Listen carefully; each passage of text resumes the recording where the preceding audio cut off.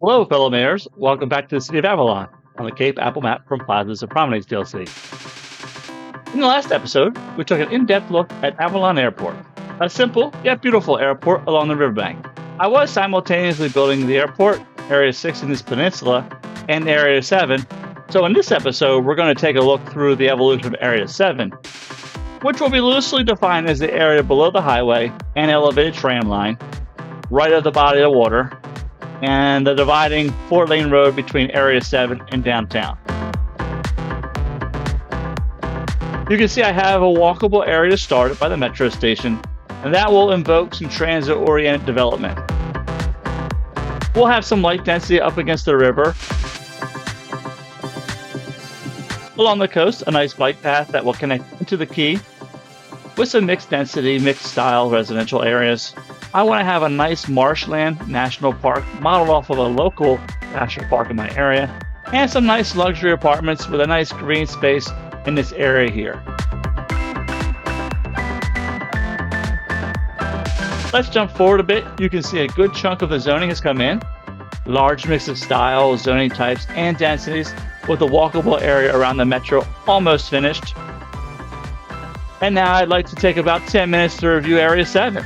There is a ton of detail in here, so much so that I'm going to break up this episode into two, with the next episode being this area at night, because there are so many amazing night shots in this area. Starting at the bottom right, we have the entrance into this area, beautified with some nice P&P assets, parking lot for drivers, a mix of office, high-density residential, and commercial.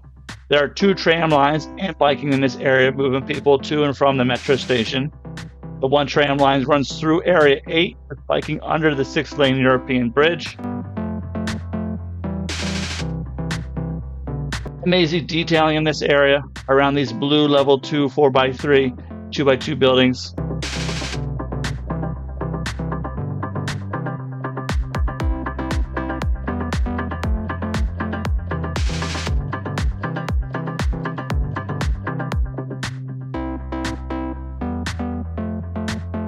The metro connects to Area 5, which we reviewed in a previous episode, and will eventually head downtown. Up against the river, some light density residential. It has a few roads with bike lanes connecting bikers to the pedestrian area, tram, and across the river to Area 5. Working our way closer to the metro area, we have some high density residential.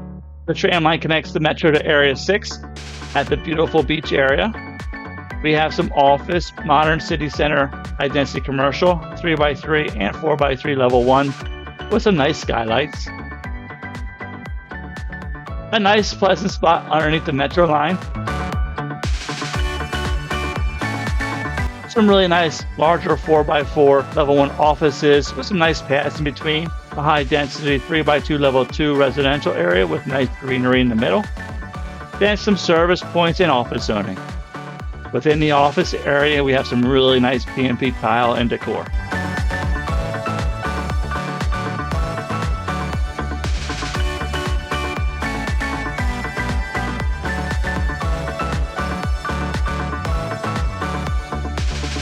Let's go take a look at the zoning along the water. A mix of mid-century modern and Heart of Korea, which are mostly 4x4 level 5 buildings, giving this area a nice compact look that conveys a bit more wealth. There's a really nice bike path along the coast that connects to the quay in Area 6. Ferry also runs along this waterway, so 2 forms of transit along the coast. Both the ferry and the bike path have biking that runs directly up into the metro P&P area. The density increases as we get closer to the metro P&P area, utilizing transit-oriented development. In this area, I increased density by zoning a bunch of 2x3 light-density residential buildings, increasing the number of buildings per block while keeping the density light. With a really nice compact effect. Along the main 4-lane, we have some more height with these high-density residential and office European buildings. I ran some P&P tiles and lighting between the buildings to bring color and uniqueness to this spot. Here we have a nice 4x4 level 1 high density apartment complex with really nice P&P tiling to give this area a pop of height.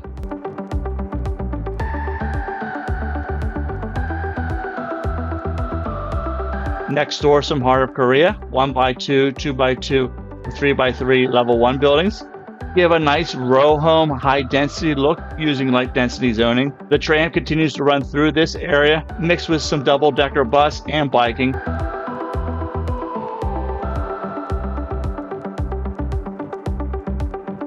Some high density self-sufficient, then a nice service area with a large hospital as a focal point.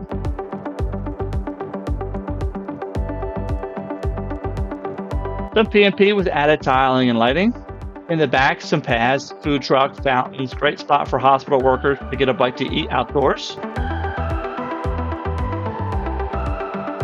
Across the street, a nice pedestrian bridge to help get citizens across the busy 4-lane road. The path runs along the metro line and connects to the biking network and a tram stop. It's also aligned with extra lights to add more safety, which we'll see in the next episode. Now on the right side of the 4-lane road that separates the downtown from this part of the city, we have the height increasing, as does the density.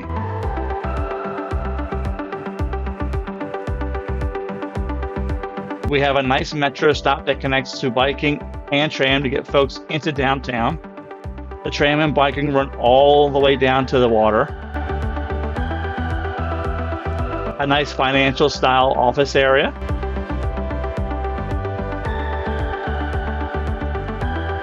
Like I said, some height in this area with some nice paths from the P&P tiling and beautiful detailing. I used taller trees around these buildings to give the eye a better transition between the low height and the high height.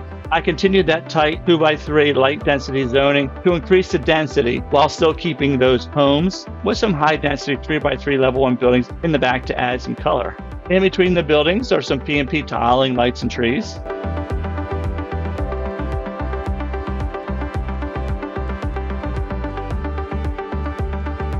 Some more of the 1x2 and 3x3 level 1 zoning from the heart of Korea to give some mid-height and compact zoning look. The tram line that runs through this area turns around at the harbor, which we'll go over in another video. This area is a nice mix of heart of Korea and high-density self-sufficient, all of which are on pedestrian paths for a nice walkable neighborhood. A nice park with Park Life PLC assets up against the quay with ferry flowing through the quay. Some really nice open spaces in this area, lots of color, trees, and lighting. Some nice variation height as well.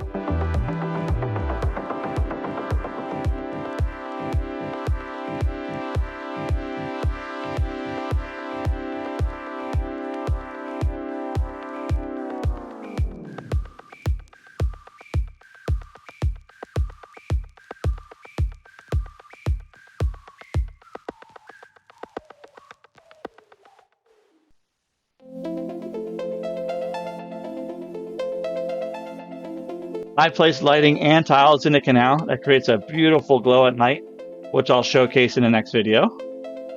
Across the canal is an amazing green space with nice Asian theme.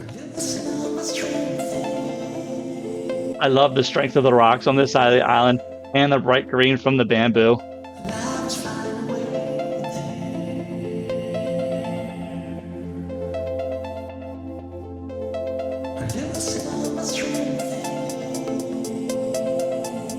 A beautiful lookout spot.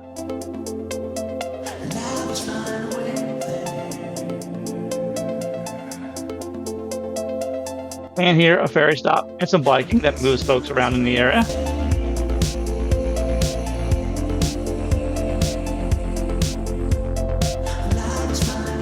Now on to a gorgeous green space model off of a local national park in the Marshall Wetlands.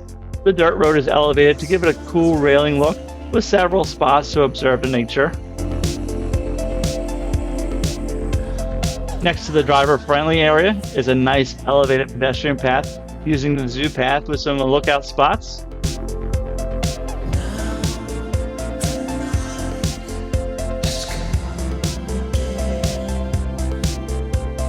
Some nice hiking trails in the woods provide a great place to get outside.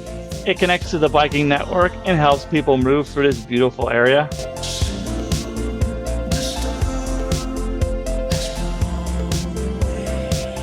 Park maintenance building serves as a visitor center for this National Wetlands Park. In front, we have some parking and P&P to beautify the area. Then there are dirt hiking and driving paths through the woods that get everyone in touch with nature. This ultimately connects to the ferry and biking network.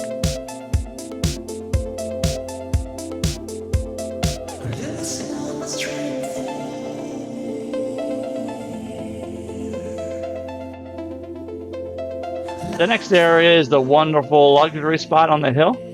It has great biking that boasts additional lighting to brighten up the path at night.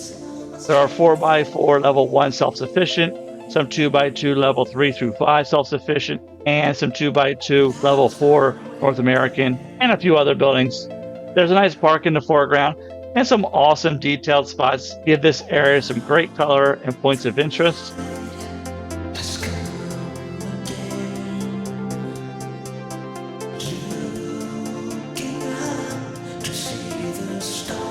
I also use the pedestrian path in a few key spots to allow walkers, bikers, and service vehicles through, but block regular traffic. Let's just take a second for a beautiful shot of the area.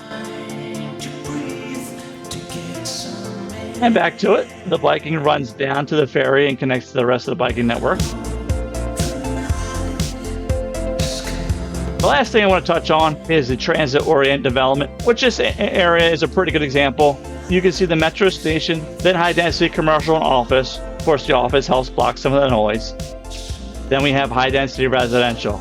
Zoning in this manner will help get the most out of our transit in this area, because all the density is clustered around our major transit feature, which is the metro station. Further, the metro is extended by several tram, bus, and biking lines.